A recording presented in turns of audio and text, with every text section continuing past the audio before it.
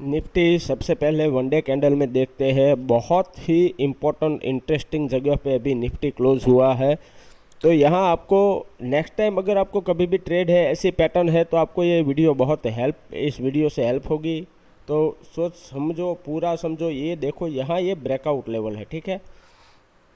यहाँ से ब्रेकआउट करके ये प्राइस एक्शन बनाने के बाद ये अपसाइड गया। लेकिन ये पैटर्न देखिए कि ये जो मूव हुआ है, ये कभी भी इसने पिछला जो स्विंग है वो ब्रेक नहीं किया था अब तक निफ्टी ने। वनडे कैंडल में देखिए, कभी भी पिछला स्विंग, यहाँ देखिए, यहाँ देखिए, यहाँ एक ब्रेक किया, लेकिन ये सपोर्ट लेके तुरंत चला गया। तो उसके बाद ये वनडे कैंडल के अंदर एम पैटर्न बना रहा है अभी। लेकिन अगर समझ लो कि कल के दिन अगर मार्केट को क्रैश होना है, तो अगर यहाँ से इस कैंडल का फॉलो अप मिला तो बहुत शार्प सेलिंग आ सकता है निफ्टी के अंदर as compared to bank Nifty. अब अगर आप पिछले कहीं पर भी देखो, अगर ये देखो, ये यहाँ पे देखो कि ये लाइफ टाइम, ये जो पिछला आए है उसके आसपास चल रहा था। 2 दिन अपसाइड की जाने के लिए ट्राई किया, फिर सेलिंग आ गया, फिर दूसरे दिन, फिर तीसरे दिन कंसिक्यूटिव सेलिंग आया है। यहाँ पर भी देखो, ये ब्रेकआउट पे था, फिर नीचे आया, टाइम स्पेंड किया, फिर 1 दिन, 2 दिन, 3 दिन शार्प सेलिंग आ गया। यहाँ पर भी देखो, यहाँ पर भी देखो। तो ये आपको ऐसा नहीं कि कल ये हो ही जाएगा, लेकिन कल आपको अगर ऐसा कोई शार्प सेलिंग आता है तो हमें किसी भी हालत के अंदर ये जो ट्रेंड है वो मिस नहीं करना है। एज अ ट्रेडर आपको कोई भी जो ट्रेड है, जो अपसाइड या डाउन साइड, वो मिस नहीं करना चाहिए। कभी भी बड़ा अगर मूवमेंट हुआ 200-300 पॉइंट का निफ्टी का, अगर वो कैप्चर नहीं कर पाओगे तो आपको एज अ ट्रेडर बड़ा प्रॉफिट कभी हो नहीं सकता। इसलिए मैं अभी आपको 15 मिनट चार्ट में दिखाता हूँ एग्जैक्टली हमें कहाँ ट्रेड करना चाहिए।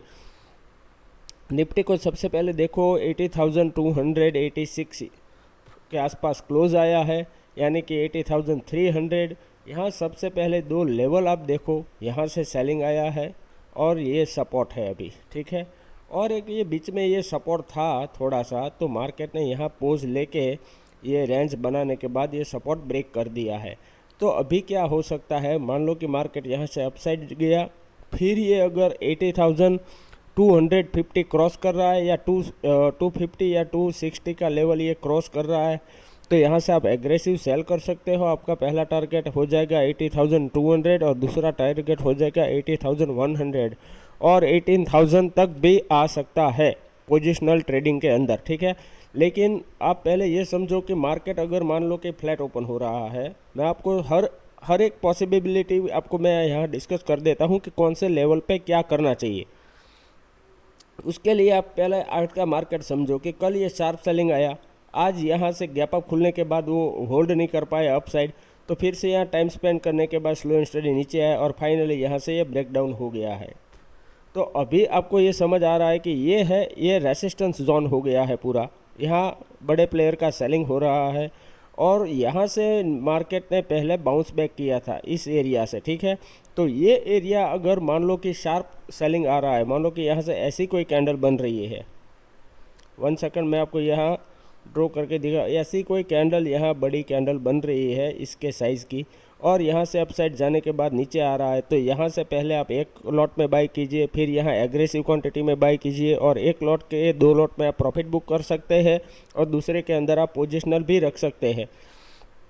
इसके अंदर आपको stop loss max to max 30 point का ही रखना है। अगर पोजिशनल रखना है, इंट्राडे का है, तो 20 पॉइंट से ज़्यादा कभी भी एसएल देना मत। अगर मान लो कि आपने 100 पे बाई किया, 80 का स्टॉप लॉस रखा और वो हिट हो गया और दूसरी बार 100 हो रहा है, तो दूसरी बार आप वो 100 पे बाई कीजिए।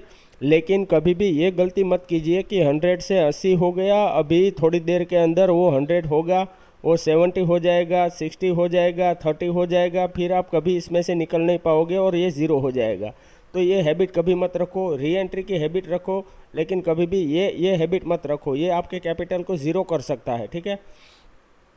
तो ये समझो आपको कि मार्केट अगर मान लो कि कल बड़ा गैप अप खुल रहा है, अभी 15 मिनट चार्ट के अंदर मैं आपको दिखा देता हूँ।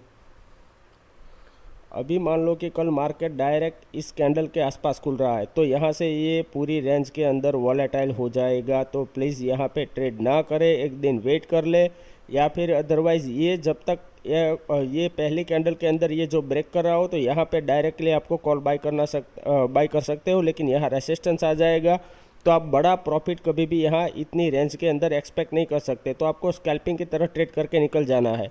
अगर मान लो कि फ्लैट ओपन हुआ तो ये रेंज के अंदर जब तक ब्रेक ना हो कोई बड़ी कैंडल से अपसाइड या डाउन साइड, तब तक उसके अंदर एंट्री ना करे। अगर मान लो कि गैप डाउन खुल रहा है डायरेक्टली 80,200 और 150 ये रेंज के आसपास, तो मार्केट थोड़ा इंटरेस्टिंग हो जाएगा। अगर मान लो कि पहले 2-3 मिनट में मार्केट अपसाइड जा रहा है तो कॉल बाय कर सकते हैं नो डाउट यहाँ से, लेकिन आपका टारगेट यहाँ तक ही होना चाहिए। और यहाँ से अगर कोई बड़ी कैंडल 5 मिनट की बन रही है रेड, तो यहाँ से आपको पहले पुट बाय करना है। फिर ये यहाँ टाइम स्पेंड करने के बाद नीचे यहाँ आ रहा है तो यहाँ से आपको और क्वांटिटी ऐड करना है। फिर ये ब्रेकडाउन हो तो यहाँ आपको सब क्वांटिटी का प्रॉफिट बुक कर लेना है। तो निफ्टी अभी as compared to bank Nifty bearish हो चुका है, लेकिन ऐसा नहीं कि ये कल के दिन में ही हो सकता है। मान लो कि वनडे कैंडल के अंदर देखो ये लगातार नीचे आया है आज, तो पिछले 2 दिनों का जो ये था अप ट्रेंड, ये एक ही कैंडल के अंदर ये बेरिश मोड में एंगल्फिंग कैंडल बनके ये कंप्लीट ये रेंज ब्रेक कर दिया है। लेकिन कल अगर यहाँ से इसका इस कैंडल का लो ब्रेक करता है तो आप इसको बड़ा टारगेट के लिए होल्ड कर सकते हो। मान लो कि गैप अप खुल जाए तो ये छोड़ देना है आपको, या फिर यहाँ से ये साइडवेज वो या वॉलेटाइल हो जाए तो भी आपको एग्रेसिव क्वांटिटी में ट्रेड नहीं करना है। कौन से लेवल पे किस तरह से ट्रेड करना है वो समझने के लिए वीडियो को और एक बार देखिए तो आपको अच्छे से प्रॉफिट होगा। और वीडियो अच्छा लगा है तो लाइक कीजिए, कमेंट कीजिए, शेयर कीजिए। Thank you very much.